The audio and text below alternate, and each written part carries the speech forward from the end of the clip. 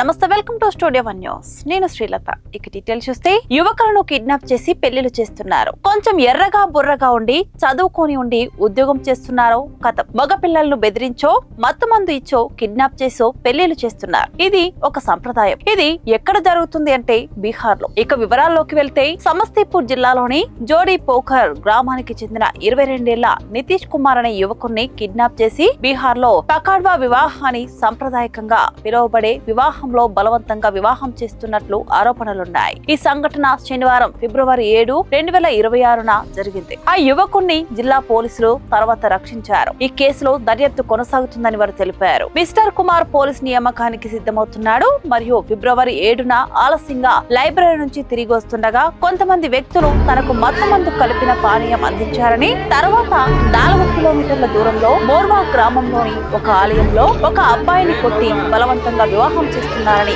ఆయన ఆరోపించారు. వధువు చక్రజా అలీ గ్రామానికి చెందినదని చెబుతున్నారు. ఈ ఘటనపై జిల్లాలోని పాపూర్ పటోరి పోలీస్ స్టేషన్ లో కేసు నమోదైంది. ఇంతలో వివాహానికి సంబంధించిన వీడియో సోషల్ మీడియాలో వైరల్ అయింది. దీనిలో వరుడు మద్యమత్తులో ఉన్నట్లు మరియు కొంతమంది మహిళలు స్థానిక వివాహ పాటలు పాడుతున్నారు. వధువు సాంప్రదాయ వివాహ దుస్తులలో వరుడి దగ్గర కూర్చొని ముఖాన్ని పొడవాటి గున్ఘాట్ తో కప్పుకుంది. వధువు చక్రజా అలీ గ్రామానికి చెందిన శంకర్ రాయ్ కుమార్తె అని చెబుతారు. ఈ సంఘటన ఫిబ్రవరి 7న జరిగిందని చెబుతారు. కానీ వీడియో వైరల్ అయిన తర్వాత స్థానిక పోలీసులు మంగళవారం ఫిబ్రవరి 10, 2026న వరుడిని రక్షించారు. మరో వీడియోలో శ్రీ కుమార్ ని ఒక గదిలో బంధించి 24 గంటలు బంధించిన తర్వాత సహాయం కోసం వేడుకుంటున్నట్లు చూపించారు. గదిలో నా బంధనంలో నేను ఏదో ఒక వీడియోను రికార్డ్ చేయగలిగాను. అది తర్వాత సోషల్ మీడియాలో వైరల్ అయింది అని శ్రీకుమార్ పోలీసులకు ఇచ్చిన ఫిర్యాదులో తెలిపారు. ఫిబ్రవరి 7న నితీష్ కుమార్ అదృశ్యమైన తర్వాత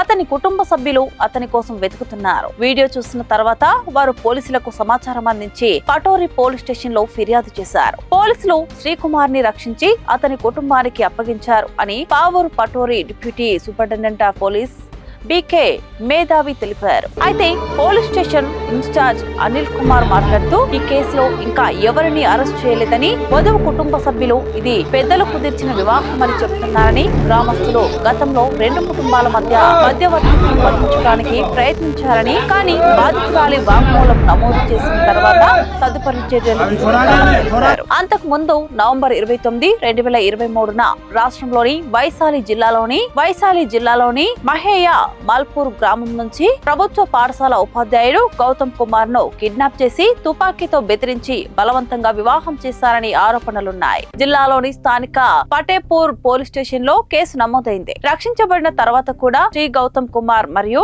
అతని కుటుంబ సభ్యులు వధువు కుటుంబం నుంచి హింసకు గురవుతామని భయపడ్డారు. బీహార్ లో పకాడ్వా వివాహం అని పిలువబడే చట్ట విరుద్ధమైన బలవంత వివాహ ఆచారం చాలా కాలంగా ఉంది. దీనిలో అర్హమైన బ్రహ్మచారులను కొన్నిసార్లు తుపాకీతో బెదిరించి కట్నం చెల్లించలేని పేద కుటుంబానికి చెందిన అమ్మాయితో బలవంతంగా వివాహం చేస్తారు. ఇటువంటి సంఘటనలు ఇప్పుడు చాలా అరుదుగా ఉన్నప్పటికీ రాష్ట్ర వ్యాప్తంగా అప్పుడప్పుడు కేసులు వెలుగులోకి వస్తున్నాయి. హింస మరియు సామాజిక ఒత్తిడికి భయపడి ఇటువంటి కేసులు గణనీయమైన సంఖ్యలో నివేదించబడలేదు. బెగుసరాయ్, లఖిసరాయ్, ముంగేర్, కగారియా మరియు నవాడా వంటి జిల్లాలో పక్వాడా వివాహానికి కేంద్రాలుగా పరిగణించబడ్డాయి.